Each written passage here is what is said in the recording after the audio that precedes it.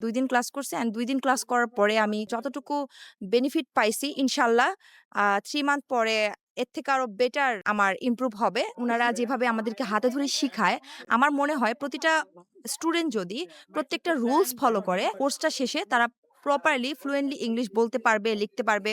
মানে ইংলিশে তারা অনর্গল কথা বলতে পারবে। আমি রাজশাহীর বরেন্দ্র ইউনিভার্সিটি ফার্মেসি ডিপার্টমেন্টের স্টুডেন্ট। অলরেডি আমার গ্র্যাজুয়েশন কমপ্লিট হয়ে গেছে। একদিন হঠাৎ করে ফেসবুকে স্ক্রল করতে, করতে আমি সামনে এই ইংলিশ থেরাপিটা পাই। অ্যান্ড তার আগে আমার বরাবরই ছোটবেলা থেকে ইচ্ছা ছিল যে আমি অ্যাব্রোডে যাবো, পড়াশোনা করব হায়ার স্টাডির জন্য। দেন আমি এর আগে IELTS এ ভর্তি হই। বাট সেখানে খুব একটা ভালো রেজাল্ট করতে পারছিলাম না। বিকজ আমার মেইনলি বিষয়টা হচ্ছে ফ্লুয়েন্টলি ইংলিশ বলাটা, এটাতে একটু প্রবলেম ছিল।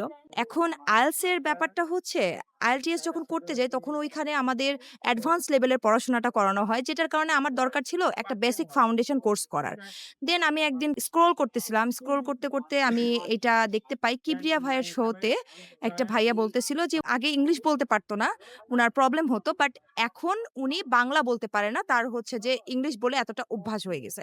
দেন আমি অনেকদিন ট্রাই করছি যে এটাতে ভর্তি হব কিনা। অনেক ইনফরমেশন জোগাড় করছি অ্যান্ড অনেকগুলা রিভিউ দেখছি এটা সম্বন্ধে। দেন ফাইনালি আমি ডিসাইড করলাম যে আমি এখানে অ্যাডমিট হব অ্যান্ড ক্লাস করব।